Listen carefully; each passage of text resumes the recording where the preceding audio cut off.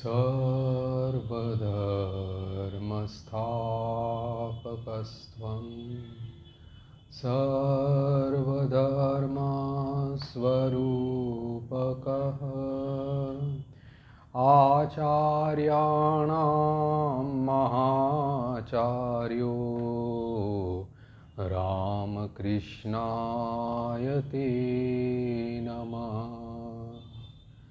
यथाग्नेर्दाहिका शक्ति रामकृष्णे स्थिता हि या सर्वविद्यास्वरूपां तां शारदां प्रणमाम्यहम्। शारदां प्रणमाम्यहम्। परतत्त्वे सदा लीनो रामकृष्णसमाज्ञया यो धर्मस्थापनरतो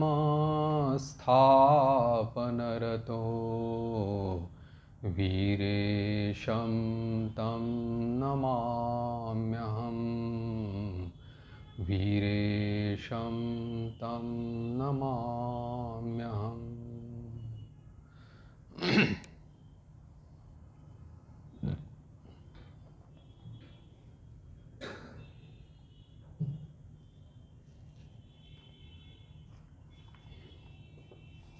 स्वामी शिष्य संवाद में परिच्छेद 38 के अंतर्गत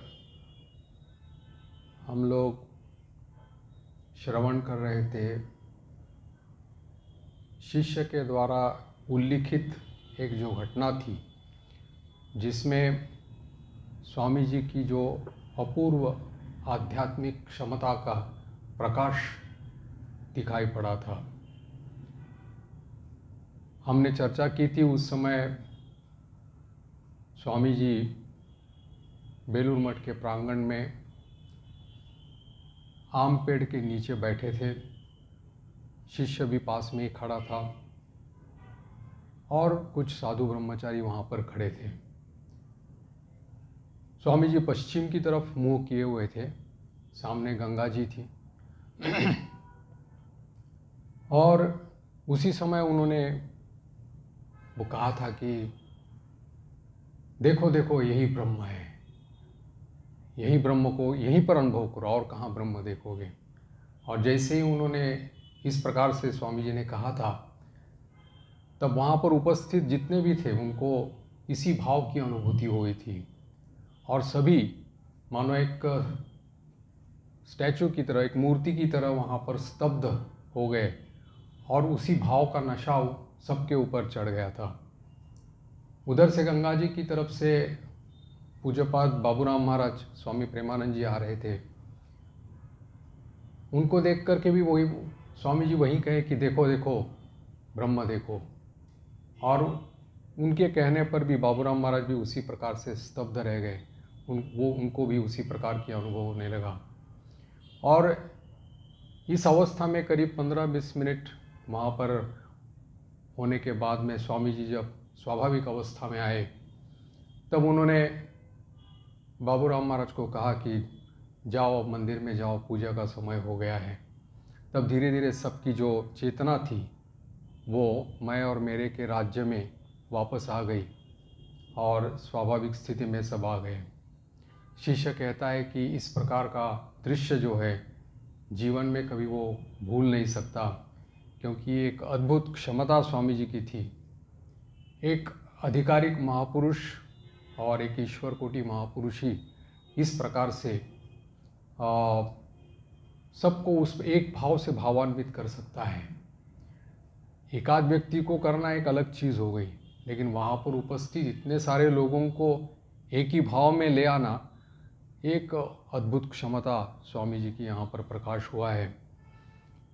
थोड़ा देर बाद में स्वामी जी जब शिष्य के साथ टहलने लगे तब उन्होंने शिष्य से पूछा कि देखो आज कैसा हुआ था, मतलब उस घटना के बारे में कि सभी को कैसे ध्यानस्थ होना पड़ा था।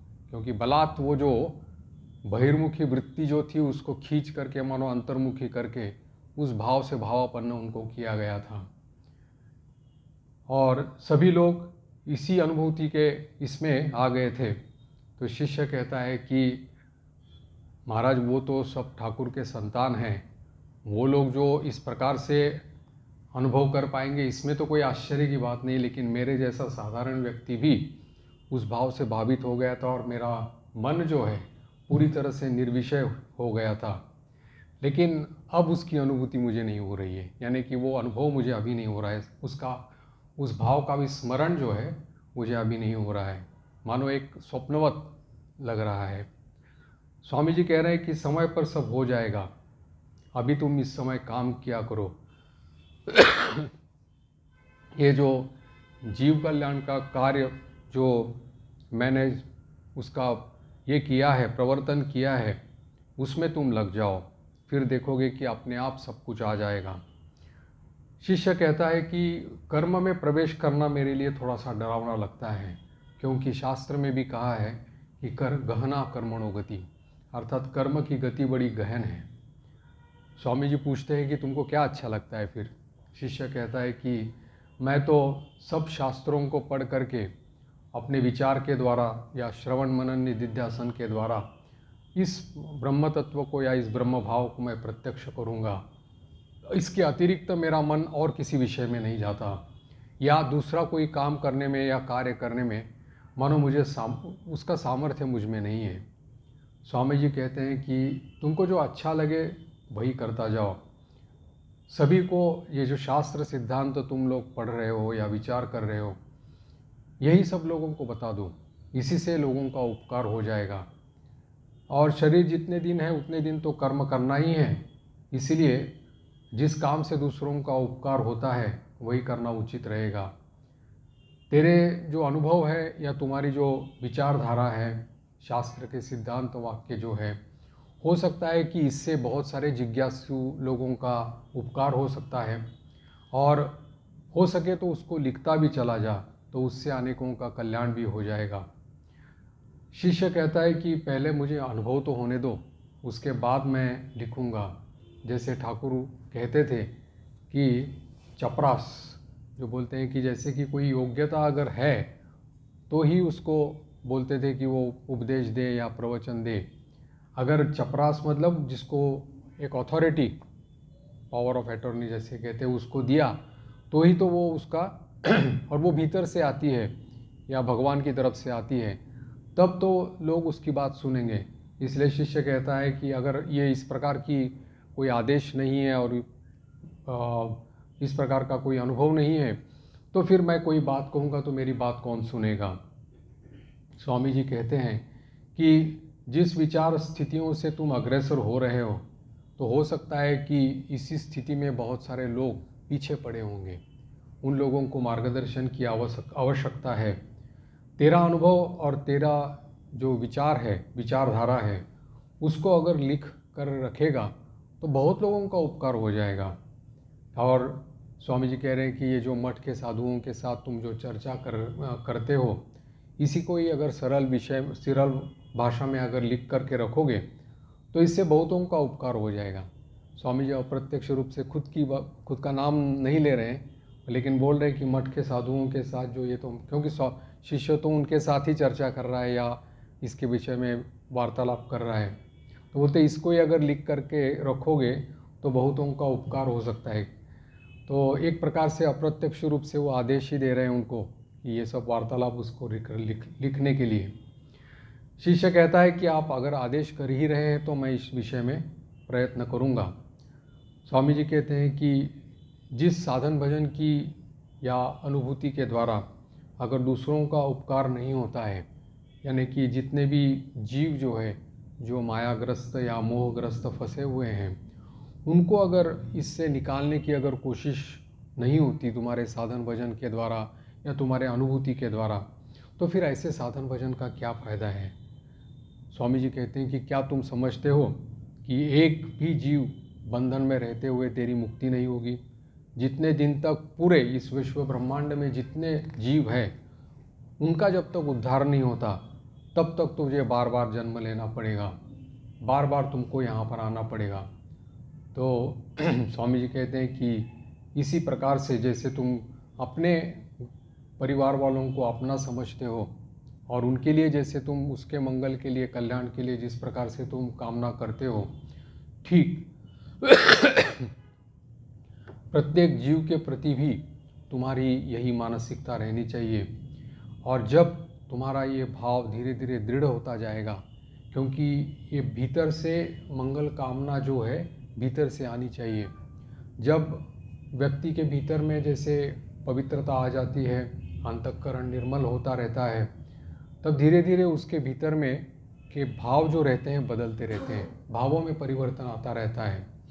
जैसे कि पहले स्वार्थ भाव से प्रेरित होकर के सभी क्रियाएं होती है, तो धीरे धीरे उसका मन जो है निस्वार्थ हो जाता है। निस्वार्थ होने के बाद में वो देखता है कि जिस भौतिक वस्तुओं को देख करके या शुभ कर्मों को करके या पुण्य कर्मों को करके वो पुण्य का लाभ तो कर लेता है, लेकिन है नाशवान वस्तुएं। नाशवान वस्तुओं के द्वारा फिर और भी बढ़ कर के नाशवान वस्तुएं उसको मिलेगी, जिसके द्वारा उसको शांति नहीं मिली, सुख नहीं मिला, आनंद नहीं मिला।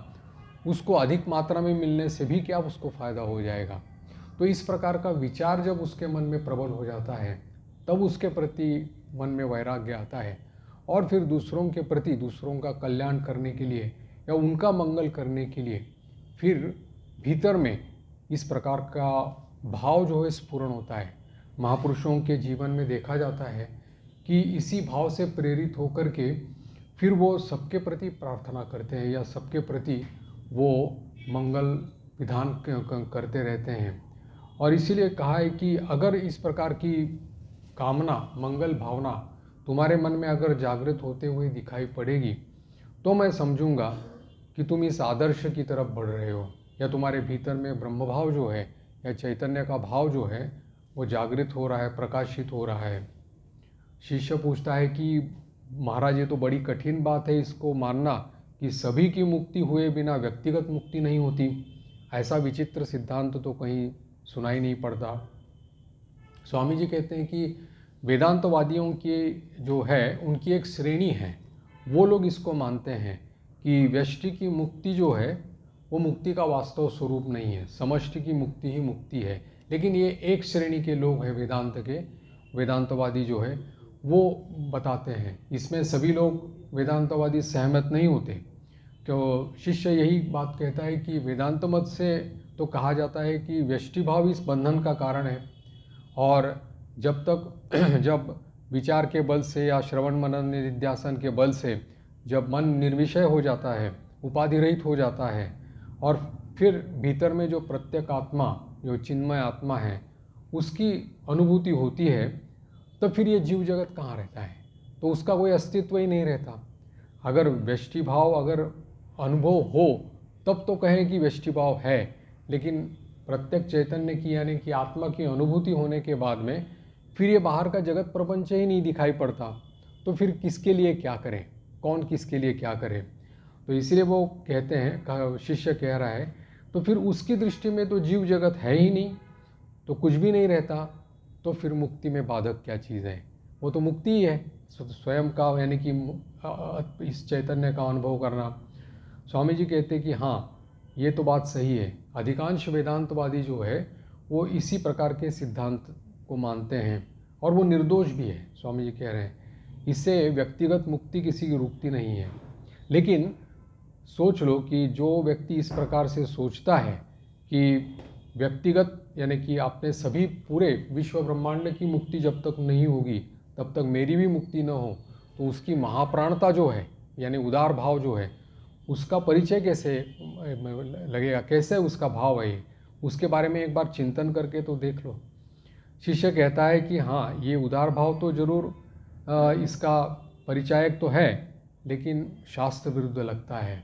स्वामी जी मानो इसकी बात को ज़्यादा ध्यान नहीं देते और फिर कह रहे हैं कि देखो इस प्रकार से तुम लगातार इस दिन रात इसी का अनुसंधान करते रहो, इस प्रत्येक चैतन्य का ही अनुसंधान करते रहो, एकाग्र मन से ध्यान किया कर, और बाकी जो तुम्हारे पास समय बचेगा उसमें तुम लोक कल्याण का काम किया कर, जीवों का यानी कि जगत का उपकार हो, ऐसे ही तुम्हारा मन ही मन सोच लिया कर।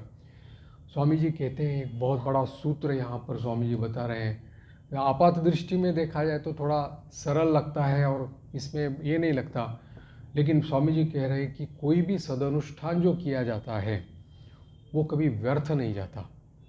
स्वामी जी के मुंह में एक बार बहुत बार ये श्लोक आता था गीता का, नहीं कल्याण कृत कश्चित दुर्गतिम तात गच्छति, यानी कि कल्याणकारी कर्म करने वाले की दुर्गति कभी भी नहीं होती। जो सत चिंता है या सत कार्य है, अगर उसका अनुष्ठान करने के बाद में अगर जैसे हम लोगों की दृष्टि रहती है तत्काल फल मिले, लेकिन तत्काल फल अगर उसका नहीं भी मिला तो भी दीर्घ समय तक कभी ना कभी इसका फल कभी ना कभी मिलेगा, चाहे वो सत्कार्य हो या सच्चिंता हो। तो दोनों प्रकार से हम लोग तो साधारणतः सेवा सेवा सुमिरन जैसे कहा जाता है ना, तो उसमें सेवा की बात तो अगर कहते हैं तो हम लोग स्थूल रूप सेवा को ही जानते हैं।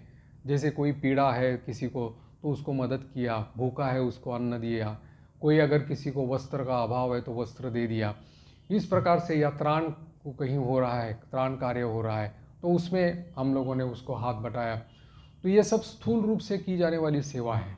ये सेवा ही है, इसके द्वारा भी हमारा, इस निष्काम कर्म के द्वारा भी हमारा मनोमंगल होता ही है, यानी कि चित्त शुद्धि होती है। लेकिन स्वामी जी कहते हैं कि सच्चिंतन के द्वारा भी होती है, उससे बड़ी ज़्यादा सच्चिंतन से हो जाती है। चिंतन का प्रभाव जो है वो हम लोगों को सूक्ष्म, क्योंकि सूक्ष्म और स्थूल अगर उसके दो भाग कर रहे हैं तो स्थूल क्या है, कार्य है, ये जगत। अगर मंगल कार्य कोई करता है तो उसके पीछे क्या है, ये सूक्ष्म वृत्ति है, भाव है, क्या दूसरों का मंगल हो जाए, इसके लिए इसकी पीड़ा टल जाए या इसका आरोग्य लाभ करे। इस प्रकार का जो भाव उसके पीछे रहता है, सूक्ष्म भाव जो रहता है, उसी से प्रेरित होकर के तो क्रिया बनती है, क्रिया बाद में आती है, विचार पहले रहता है। तो सूक्ष्म से स्थूल की तरफ ये है। तो सच्चिंतन जो होता है, मानो लगता है कि उसका फल हमको अभी इमीडिएट हम लोगों को नहीं मिला, लेकिन ये कभी स्वामी जी कहते हैं कि ये कभी व्यर्थ नहीं जाता, ये कभी नष्ट नहीं होता। इसलिए कहते हैं दुर्गतिम तात नहीं कल्याण कृत कश्चिम दुर्गतिम तात गच्छति, उसकी दुर्गति कभी नहीं होती, उसका नाश कभी नहीं होता, क्योंकि हर जो विचार है हमारे द्वारा किया गया, चाहे वो सत विचार हो या असत विचार हो, वो घूम फिर करके हमारे पास ही वापस चला आता है। तो आप लोगों ने कर्मयोग में अगर आप लोगों ने उसको पढ़ा होगा तो उसमें कहा है स्वामी जी ने, ये सत विचार भी फिर से घूम करके हमारे पास ही आता है, ये मानो एक सर्कल कंप्लीट करता है और फिर हमारे पास आता है।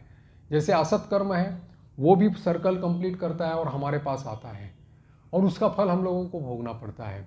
तो सत विचार हम लोग कह नहीं सकते कि इसके द्वारा, इस चिंतन के द्वारा किसी का उपकार न होता हो, लेकिन उससे कई गुना अधिक हम लोगों को सच्चिंतन के द्वारा पूरे विश्व ब्रह्मांड का भी यानी कि मंगल हो सकता है, कल्याण हो सकता है।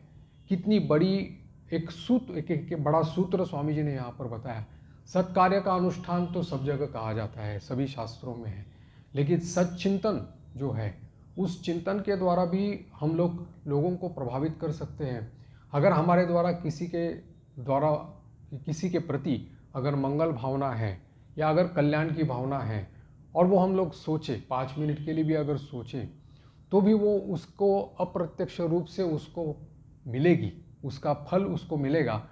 भले जो रिसीव करने वाला है यानी लेने वाला है उसको भी न समझ में आए और जो देने वाला है उसको भी न समझ में आए।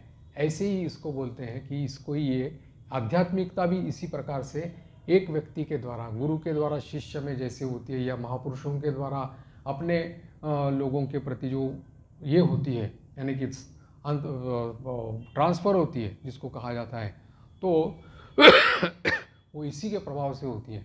गुरु शिष्य का कल्याण कैसे करता है, क्या गुरु शिष्य की सेवा कैसे करता है, इस सच्चिंतन के द्वारा करता है। माँ, जैसे हम लोगों ने श्री श्री माँ के जीवन में भी देखा, हाँ, बहुत रात तक माँ जप किया करती थी। बोले माँ तुमको, जब शिष्य ने पूछा कि माँ तुमको इतना जप करने की आवश्यकता क्या है, तो बोलते कि मुझसे बहुत सारे लोग दीक्षा लेकर के जाते हैं, दीक्षा लेने के बाद में कभी जप भी नहीं करते, ऐसे ही छोड़ देते हैं। तो उनके कल्याण के लिए मुझे करना पड़ता है। ये क्या कोई फिजिकल वर्क है नहीं। लेकिन श्री श्री माँ अपने चिंतन के यानी कि उस प्रकार से करके हर गुरु इस प्रकार से ही अपने शिष्य के कल्याण के लिए, उसके मंगल के लिए इस प्रकार से कर्म करता है। ये बहुत बड़ी सेवा है। अगर किसी को हम लोग भी अपने अनुसार अगर हम लोग भी किसी के बारे में इस प्रकार का चिंतन अगर करें तो वो भी फलप्रसू होता है, क्योंकि वो विचारधारा कभी नष्ट नहीं होती। इसलिए कहा है कि ये सदनुष्ठान जो है यानी कि सच्चिंता जो है वो कभी व्यर्थ नहीं जाता और उसका फल अवश्यंभावी होता है। ठीक इसी प्रकार से, नहीं तो महापुरुषों के हृदय से जो प्रार्थना निकलती है, ये सभी प्रार्थनाएं हम लोग जो पढ़ते हैं, सर्वे भवन्तु सुखिनः, सर्वे सन्तु निरामया, सर्वे भद्राणि पश्यन्तु, है ना, ये सभी कहाँ से निकली है? ये हृदय से निकली हुई, महापुरुषों के हृदय से निकली हुई प्रार्थना किसके लिए? सबके मंगल के लिए निकली हुई है प्रार्थना है। और ये कोई केवल शब्द मात्र नहीं है, लेकिन ये हृदय का जो स्फुरण रहता है, पवित्र हृदय का जो स्फुरण रहता है, उसके द्वारा ये सब कुछ मंगलमय होता है। क्योंकि इसी प्रकार से ही महापुरुष लोग जो है प्रत्यक्ष अप्रत्यक्ष रूप से आध्यात्मिकता को एक दूसरे को प्रदान करते हैं। देने वाला भी नहीं समझता कि वो दिया गया है और लेने वाला भी नहीं समझता कि उसको लिया गया है, लेकिन कल्याण हो जाता है। जैसे कहा जाता है कि तेरे दरबार में हम झोली लेकर के खड़े रहे, देने वाला तो दिखाई नहीं पड़ा लेकिन झोली भर के पड़ी गई, है ना। तो झोली हमारे हाथ में सब कुछ आ गया, तो कौन देने वाला है पता नहीं चला, लेकिन लेने वाला वो है, लेकिन उसको पता चल गया कि मेरी कृपा की झोली भर गई। तो इसी प्रकार से ये सच्चिंतन के द्वारा ये सब कुछ। स्वामी जी जब अमेरिका में थे, दूसरी बार पाश्चात्य देश में गए थे, तब कैलिफोर्निया में पैसाडेना जगह है साउथ कैलिफोर्निया में, तो वहाँ पर मीड सिस्टर्स थी तीनों, उसमें से एक थी मिसेस एलिस हैंसब्रो। तो वो स्वामी जी उसको अपनी छोटी बहन की तरह ही समझते थे, तो वो उनके सेक्रेटरी की तरह काम करती थी स्वामी जी के लिए। कहीं भी जाएं तो वो उनकी बैग लेकर के जाना क्लास के लिए वगैरह, ऐसा सब कुछ उसका हिसाब रखना, वो सब उसके लिए करती थी। और उसको देखा जाए तो उसको इतना स्वामी जी के बारे में मालूम नहीं था कि किस महापुरुष के साथ में वो वहाँ पर विचरण कर रही है, उसके बारे में उसको कुछ मालूम नहीं था। लेकिन स्वामी जी की सेवा करती थी वहाँ पर। और वो स्वामी जी फिर वहाँ से वो स्वामी जी ने गए वहाँ पर सैन फ्रांसिस्को गए, तो उस समय भी उनको ही लेकर के गए थे, क्योंकि उसने ही विषय निकाला था। एक बार ब्रेकफास्ट के समय मैं स्वामी जी को पूछा था कि आपको सैन फ्रांसिस्को जाने के लिए, आपको हो सकता है आपको इच्छा हो जाने के लिए, भाषण देने के लिए। स्वामी जी कैजुअली बोले थे कि हाँ जाएंगे, और उसके 2-3 दिन बाद ही बोलते कि कब हम लोग जा रहे हैं सैन फ्रांसिस्को।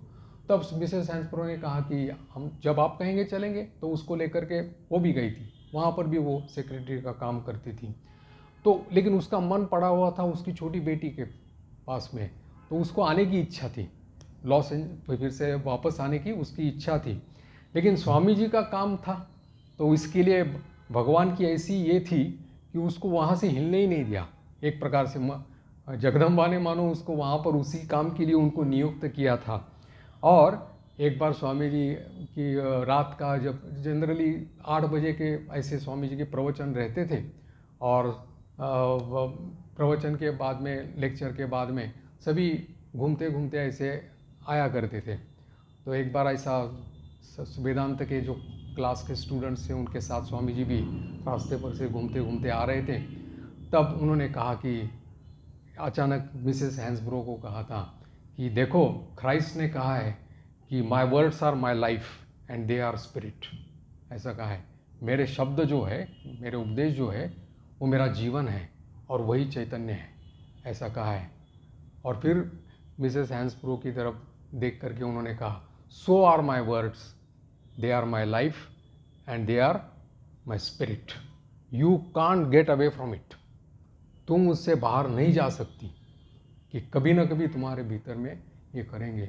तो इतना बड़ा उन्होंने ये कहा, क्योंकि इसके बारे में उन्होंने ये कहा, और फिर आगे जा कर के उसका जो जीवन परिवर्तन हो गया वो बाद में है। लेकिन ये कहने का उद्देश्य ये है कि ये सच्चिंतन के प्रभाव से ही पावर ऑफ आइडियोलॉजी कितना मतलब उसका ये जो चिंतन का जो प्रभाव जो है लोगों के ऊपर रहता है, और उसको बलात् खींच करके उसको कैसे वहाँ पर करने के लिए मजबूर करता है। और यही बात स्वामी जी ने बार बार कही है, और इसलिए उन्होंने एक पत्र में मिसेस ओलीबुल को लिखा था कि वो जब 1895 या 96 की बात होगी, उस समय उन्होंने मिसेस ओलीबुल को ये लिखा था पत्र में कि अगर मुझे ये शरीर छोड़ना पड़ेगा तो भी कोई अभी दिक्कत नहीं, कोई समस्या नहीं है, क्योंकि ये भारतवर्ष अब श्री राम कृष्णा का ऑलरेडी हो गया, अब इसमें इसको कोई बदल नहीं सकता। ये प्रभाव है एक, मतलब ठाकुर की जो विचारधारा, स्वामी जी की विचारधारा, उन्होंने जगत की चिंताधारा को पलट देने का काम किया सूक्ष्म दृष्टि से। आज कोई भले उनका नाम ले न ले, कोई फर्क नहीं पड़ता, लेकिन इस चिंतन धारा से पूरी जगत की चिंताधारा जो को बदलने का जो काम किया है ना उन्होंने, वो और एक महाशक्ति है। इस महाशक्ति, उस शब्द के पीछे या उपदेशों के पीछे उसकी शक्ति है। शब्द केवल शब्द नहीं है, एक प्रकार के थंडरबोल्ट जैसे हैं वो, इसलिए कहा कि they are my life and they are my spirit, वो है। तो उसी प्रकार से उन्होंने इस चिंतन के द्वारा बदल दिया था। यही स्वामी जी अपने शिष्य को यहाँ पर प्रेरित कर रहे हैं कि तुम्हारे चिंतन से प्रभावित हो करके हो सकता है कि किसी का उपकार हो जाए, वही तुम करते जाना। तो ये चिंतन की शक्ति का उन्होंने, स्वामी जी ने यहाँ पर उसको कहा। तो ये दोनों हैं, सत्कार्य का अनुष्ठान और सच चिंतन का। ये पूरे शरीर माने मनुष्य की साइक या मनुष्य की चिंताधारा, भावधारा को बदलने में समर्थ रहता है। इसको शिष्य कहता है कि मेरा मन भी इसी जन्म में निर्विषय हो जाए, ऐसा मुझे आशीर्वाद दीजिएगा। स्वामी जी कहते हैं कि ऐसा ही होगा, तन्मयता रहने पर अवश्य हो जाएगा। और शिष्य कहता है कि ये आप हमारे लिए कृपा कर दीजिए और आशीर्वाद दे दीजिएगा। इसके बाद परिच्छेद 39, उसमें स्थान बेलूर मठ है। 1901 बेलूर मठ की स्थापना होने के बाद में एक प्रकार का नवीन सन्यासी संप्रदाय, नवीन विचारधारा और नवीन प्रकार के आचार व्यवहार सब वहाँ पर प्रचलित थे बेलूर मठ में। तो जो स्वाभाविक रूप से जैसे कि सनातनी लोग जो थे हिंदू धर्म के, या प्राचीन पंथी जो थे, उन लोगों में एक प्रकार का क्षोभ हो गया था कि ये मानो इन लोगों की विचारधारा, इन लोगों की जो रहनी है और इन लोगों के आचार व्यवहार जो है वो सनातन धर्म के विरुद्ध है। इसमें हिंदू धर्म के बारे में उनको कोई आस्था नहीं है। इस प्रकार की एक धारणा उन लोगों के, उस समय के प्राचीन पंथियों के मन में थी। और बहुत सारे लोग अलग अलग तरीके से उसकी समालोचना करते थे, निंदा भी करते थे, दोषारोप करते थे, व्यंग किया करते थे। तो ये बहुत ये था कि उस समय, क्योंकि स्वामी जी का भी जो पाश्चात्य देश में गए, एक तो उस समय का मानो समझ लीजिएगा संकीर्ण समाज, तो उस समय की ये थी कि कोई धर्माचार्य समुद्र लांघ करके उस तरफ नहीं जाएगा। तो उस प्रकार की भावधारा या विचारधारा उस समय समाज में प्रचलित थी। तो उसके अगेंस्ट में सब कुछ, विरुद्ध में सब कुछ चल रहा था। तो इसलिए उसकी निंदा का इन लोगों को भागी होना पड़ा था, सभी जितने भी इस मठ के जो महाराज लोग थे। और वो लोग विविध प्रकार से दोषारोप किया करते थे। अब शिष्य भी नौका से आना जाना करता था, तो उसके कान पर भी ये सब चर्चा उसकी हुई थी। तो इसलिए उन्होंने स्वामी जी को कहा कि इस प्रकार की निंदा लोग किया करते हैं। तो स्वामी जी ने केवल एक तुलसीदास जी का दोहा कहा था कि हाथी चले बाजार तो कुत्ता भौंके 1000 बार, साधुन को दुर्भाव नहीं निंदे चाहे संसार। तो ये उन्होंने कहा कि देखो, देश में कभी भी कोई नवीन विचारधारा या भावधारा जो हम लोग शुरू कर देते हैं, तब उसका विरोध होता ही है। ये प्राचीन पंथी है, सनातनी है, ये लोग भी देखेंगे और वापस फिर विरोध करेंगे ही करेंगे। और जगत के जितने भी धर्म संस्थापक हुए, जिन्होंने इस विचारधारा को, नवीन विचारधारा को समाज के नस नस में मानो वो प्रवाहित करने की कोशिश की है, उन सबको इस कठिन परीक्षा में उत्तीर्ण होना पड़ा है। सबको इसके प्रति में, जीसस क्राइस्ट भी हो या बुद्ध भी हो, कोई भी हो, सभी धर्म संस्थापक जितने भी हुए हैं, उनको इस सब परीक्षा में विरोध जितना हुआ है। लेकिन स्वामी जी की देखिए, वो स्वामी जी की मानसिकता, इसके उनकी एटीट्यूड क्या थी। वो बोलते हैं कि अत्याचार न होने पर जगत के कल्याणकारी भाव समूह जो है वो हृदय में आसानी से प्रवेश नहीं करते। स्वामी जी की विचारधारा देखिए, बोलते हैं कि जब तक अपोजिशन नहीं होता, जब तक विरोध नहीं होता, जब तक अत्याचार नहीं होते इस नवीन नवीन भावधारा के ऊपर में, तब तक ये कल्याण के जो जितने भी भाव है, नवीन नवीन भाव जो है, वो उतने हृदय में आसानी से प्रविष्ट नहीं हो सकते। तो होना ही पड़ेगा। स्वामी जी के इस विचार के थे कि ये तीव्र समाज का जो ये तीव्र कटाक्ष है, उनकी समालोचना है, ये मानते थे कि ये मेरे भाव प्रचार के लिए सहायक है, ऐसा स्वामी जी मानते थे। इसीलिए कभी भी उसके विरुद्ध कभी उन्होंने प्रतिवाद नहीं किया। न मठ के किसी सन्यासी ब्रह्मचारी को उन्होंने प्रतिवाद करने के लिए कहा। वो स्वामी जी बोलते थे कि फल की आकांक्षा छोड़ करके काम किया कर, एक ना एक दिन उसका फल जरूर ही मिलेगा। और इसीलिए कहते थे कि ये जो प्रतिवाद जो होता है, ये जितना, जैसे कि अगर सीधा सीधा अगर कोई एक्सेप्ट कर ले तो वो मतलब वो उस भावधारा का है, लेकिन अगर किसी के नवीन विचारधारा अगर प्रवाहित करनी है तो जितना विरोध होगा, लोग जितना उसको जांच परख करके या उसको ये करके लेंगे, उतना अच्छा रहता है। क्योंकि उसके बाद जो उसका विश्वास हो जाता है वो दृढ़ हो जाता है, फिर वो अपने विश्वास से टलता नहीं है। ये देखा जाता है। हम लोग भी कोई विचारधारा नवीन है, जब हमारे मन के अनुकूल होता है तब हम लोग उसको तुरंत एक्सेप्ट कर लेते हैं। लेकिन हम लोगों को मानते हैं कि अगर ये भावधारा के थोड़ा सा अगेंस्ट है तो हम लोग इसको जो वो उसका प्रतिवाद करते हैं, उसके विरोध में हम लोग भी जाते हैं।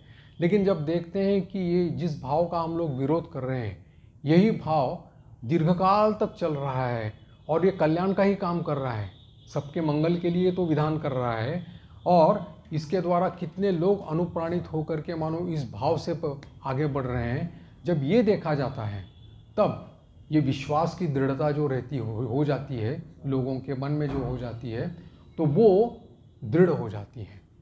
और इसीलिए फिर वो भाव जो है वो इसमें दृढ़ हो। इसलिए स्वामी जी कहते थे कि जितना प्रतिवाद करना है उन लोगों को करने दो। और इसलिए फिर वही बात स्वामी जी कहते थे कि उसकी दुर्गति या उसका नाश कभी इसका नहीं होता, तुम लोग फल की आकांक्षा छोड़ करके काम किया करो। फिर इसके बाद मई जून के मास में जब एक बार शिष्य मठ में आता है, तब स्वामी जी कहते हैं कि मेरे लिए एक रघुनंदन की स्मृति तुम लाओ, एक पुस्तक ले आओ। तो स्वामी जी कहते हैं कि ठीक है, ले आऊँगा, लेकिन ये स्मृति आजकल तो चलती नहीं, क्योंकि इसमें बहुत सारे कुसंस्कार जो है भरे पड़े हुए हैं और शिक्षित संप्रदाय तो इसको स्वीकार नहीं करता। स्वामी जी कहते हैं क्यों, ये रघुनंदन तो अपने समय के एक प्रकांड पंडित थे और उन्होंने ही बहुत सारी प्राचीन स्मृतियों को इकट्ठा करके फिर हमारे हिंदू धर्म के नित्य नैमित्तिक कर्मों के लिए एक अनुशासन चलाने के लिए उन्होंने एक विधान किया था। तो सब आचार विचार नियम जितने भी थे वो उन्होंने बांध दिए थे हमारे पूरे दैनंदिन दिनचर्या के लिए। लेकिन ज़्यादा कुछ हो गया था, नियमबद्ध ज़्यादा हो गए थे। लेकिन बोलते हैं कि समय के परिवर्तन के साथ साथ ये नियम भी परिवर्तन होने लगे, ज़्यादा देर तक उसका प्रभाव नहीं रहा, क्योंकि कर्मकांड है ना ये, तो कर्मकांड सब समय परिवर्तनशील रहता है। स्वामी जी कहते हैं कि एकमात्र ज्ञानकांड जो है वो परिवर्तित नहीं होता, क्योंकि उपनिषद प्रतिपादित जो ज्ञान है उसमें तो कोई बदल नहीं होता, वो तो त्रिकालाबाधित रहता है। जो पहले था, आज है और बाद में रहेगा, वो तो सब समय रहेगा। ज्ञान की कोई हानि नहीं होती, ना उसका कोई बढ़ता है या कम होता है, तो वो परिवर्तित नहीं होता। लेकिन कर्मकांड वो जरूर परिवर्तित होता है। उसमें अलग अलग प्रकार के आचार विचार घुस जाते हैं, लोकाचार, देशाचार, ये सब घुस जाते हैं। तो इसीलिए उसकी व्याख्या करने वाले फिर अनेक हो जाते हैं। शिष्य ने कहा कि आप रघुनंदन की स्मृति लेकर करेंगे क्या, उसको उस पुस्तक को लेकर के क्या करेंगे। स्वामी जी कहते हैं कि इस बार बेलूर मठ में दुर्गा पूजा करने की मेरी इच्छा है, अगर खर्च की व्यवस्था हो जाए तो मैं महामाया की पूजा करूँगा। और इसीलिए दुर्गा पूजा की जो विधि है उसको पढ़ने की इच्छा है, इसलिए अगले रविवार को तुम आओगे तो उसकी वो पुस्तक लेके आना। तो शिष्य दूसरे अगले रविवार को उस पुस्तक को ले आता है। आने के बाद में स्वामी जी उसको 3-4 दिन में ही पूरा पढ़ डालते हैं और फिर कहते हैं कि बाद में शिष्य को कहते हैं कि तुम्हारा जो पुस्तक है वो मैंने पूरा पढ़ डाला है, अभी मेरी इच्छा है कि माँ की पूजा करूँगा, दुर्गा पूजा करूँगा। अब ये बात हुई थी दुर्गा पूजा के 2-3 महीने पहले। उसके बाद फिर कोई किसी उसी प्रकार की चर्चा उनके भीतर में नहीं हुई थी। लेकिन जब पूजा के लिए दुर्गा पूजा, शरतकालीन दुर्गा पूजा के लिए 10-12 दिन ही मात्र बाकी थे, तो उस समय उनके मन में अचानक विभाव फिर से आ गया स्वामी जी का, या मन में चल रहा होगा और प्रकाशित किया। और उस समय उन्होंने ये किया कि प्रतिमा ला करके इस बार माँ की पूजा की जाए। लेकिन इस बीच में स्वामी जी के गुरु भाई जो राजा महाराज थे, स्वामी ब्रह्मानंद जी महाराज, उन्होंने एक स्वप्न देखा। उसमें उन्होंने देखा कि माँ दुर्गा गंगा जी की तरफ ऊपर से दक्षिणेश्वर की तरफ से मठ की ओर चल कर आ रही है, जल के ऊपर से चल के आ रही है।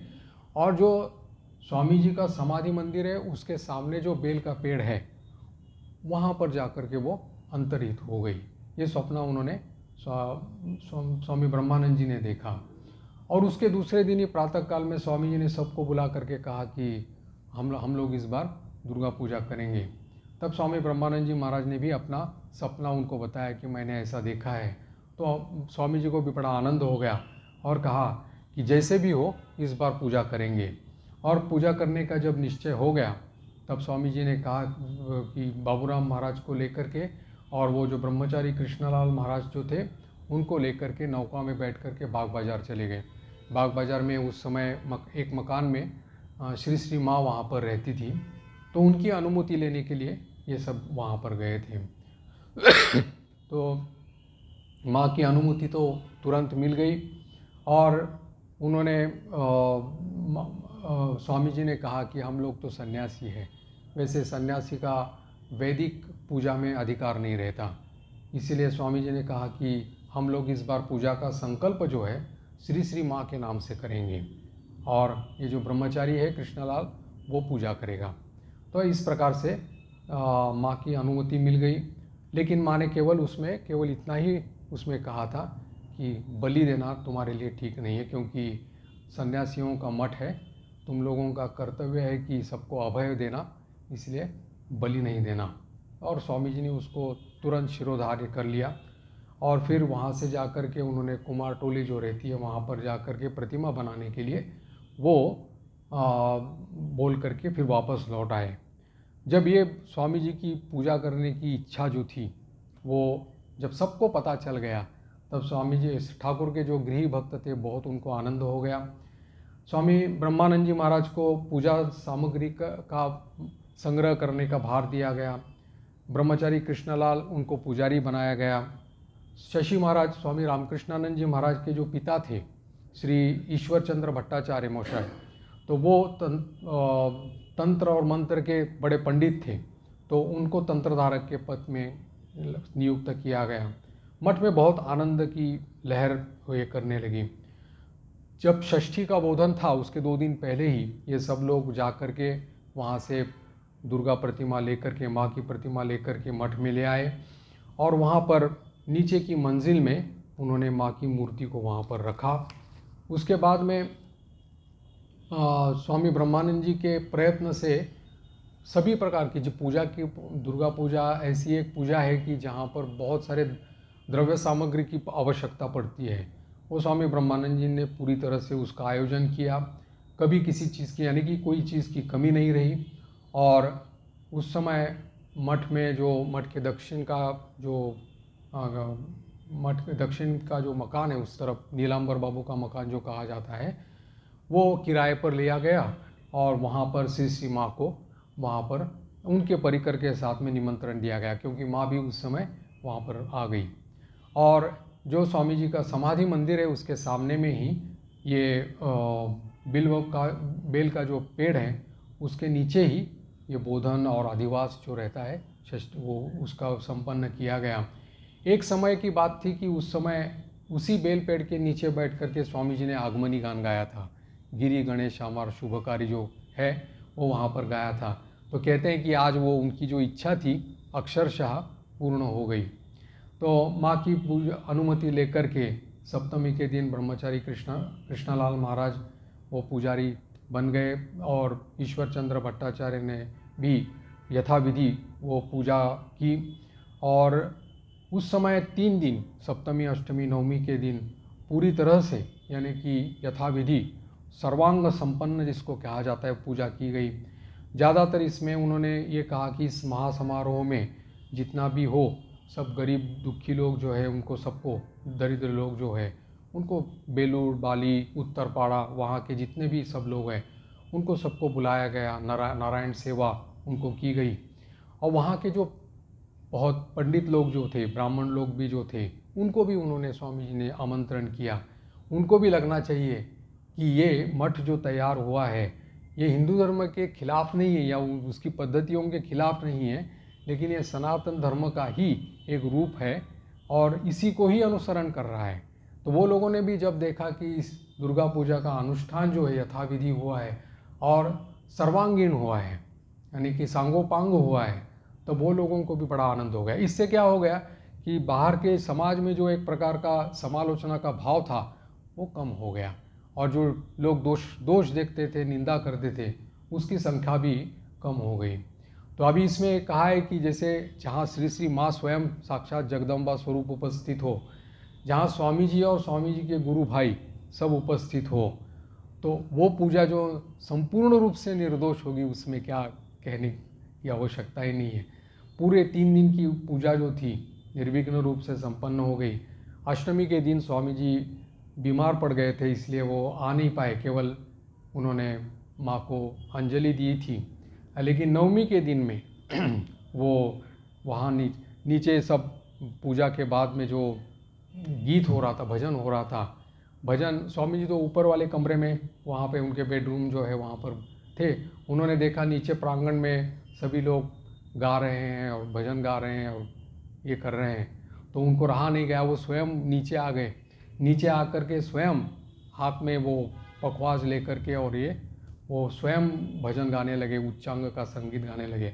अब स्वामी जी को भीतर में पा करके, अपने भीतर में पा करके सब मठवासियों का शतगुण आनंद हो गया, सब नृत्य करने लगे।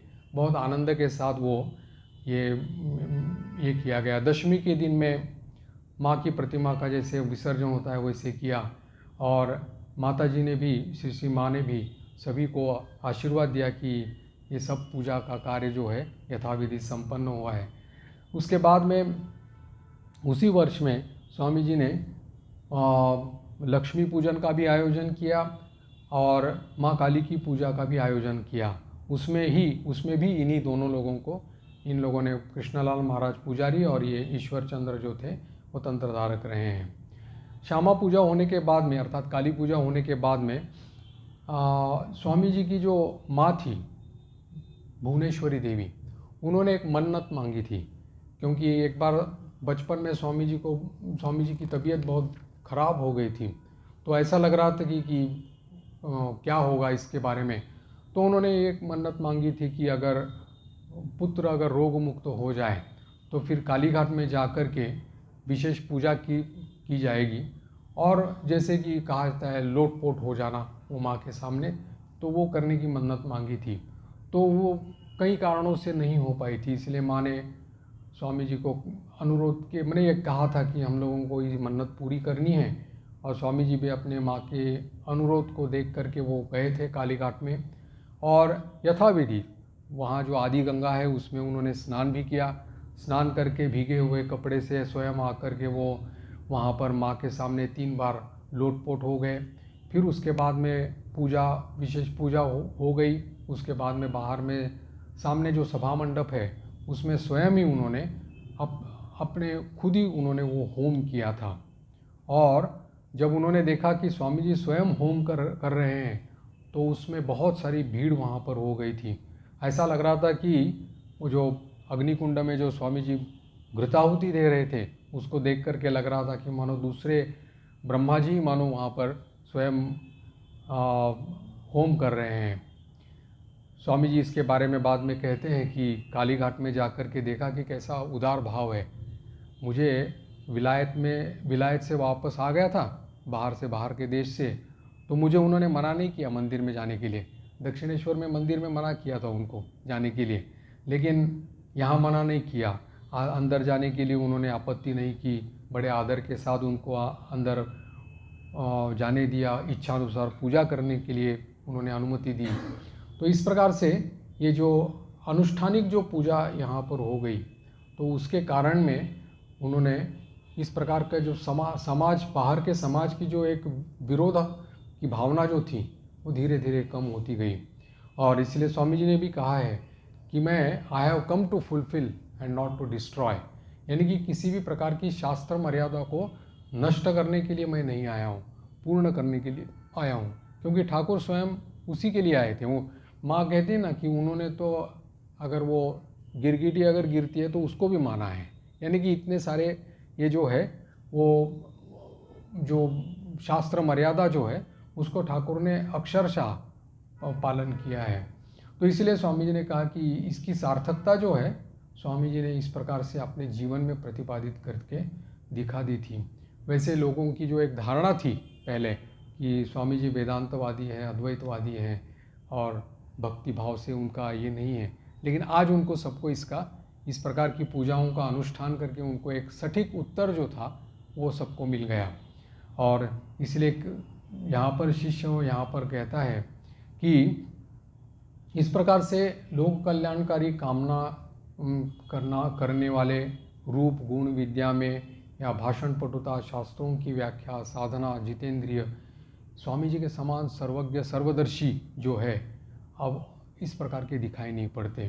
बोलते हैं कि ज्ञान में वो शंकराचार्य के समान थे, सहृदयता में बुद्ध के समान, भक्ति में नारद जी के समान थे, और ब्रह्मज्ञाता में परमहंस शिरोमणि सुखदेव जी के समान, तर्क में बृहस्पति के समान, और रूप देखा जाए तो स्वामी जी सुपुरुष थे, उनके जैसा सुपुरुष तो नहीं देखा जाता।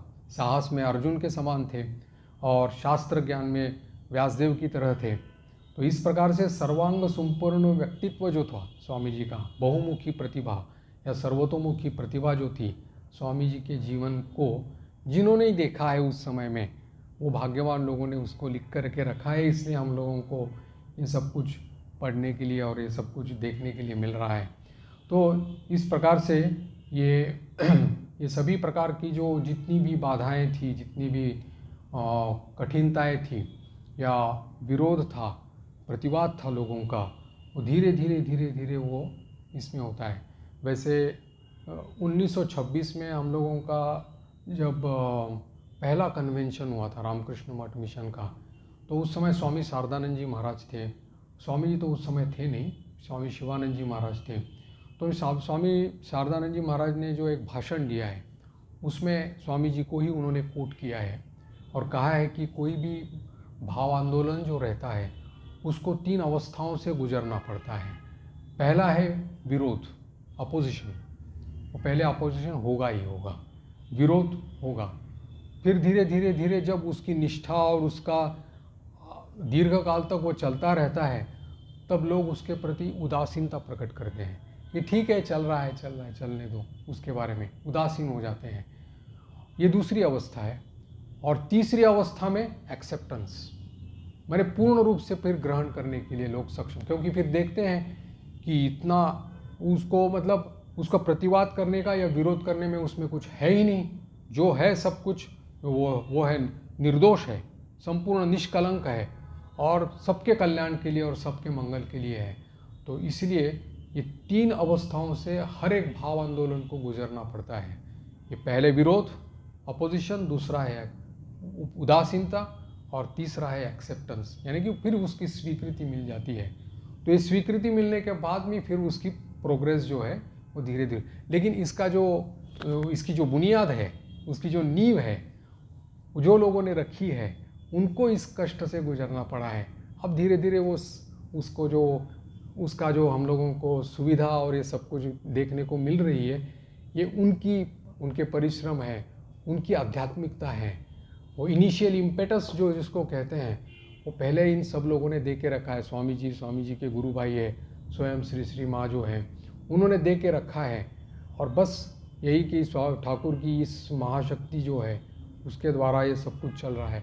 और उन्होंने खुद ही कहा है 1500 साल तक अबाधित रूप से चलता रहेगा, किसी की मदद की अपेक्षा नहीं रखता। ये मूवमेंट जो है, भाव आंदोलन जो है, ये किसी की मदद की अपेक्षा नहीं रखता, वो अपनी गति से चलता रहेगा। थोड़ा बहुत जैसे नौका चलती है गंगा जी के ऊपर में तो ऊपर नीचे होता है, लेकिन उसकी अग्रगति कभी रुकती नहीं है, वो अग्रगति रहती है उसकी, वो आगे आगे बढ़ती रहती है। ऊपर नीचे होना वो तो प्रकृति का स्वभाव है। इसलिए तो ये भाव आंदोलन भी इसी प्रकार से गया हुआ है और स्वामी जी के समय से ही। लेकिन सबसे बड़ी बात यह है कि स्वामी जी की जो मानसिकता थी, ये प्रतिवाद और इसको कभी उन्होंने किया नहीं, और कहा कि जितना विरोध होगा, जितना ये होगा, उतना ही मेरा जो किया हुआ काम है वो और दृढ़ हो जाएगा और विश्वास के साथ में आगे बढ़ता जाएगा। तो आज यहीं पर विराम दे देते हैं। ओम शांति शांति शांति। हरि ओम तत्सत।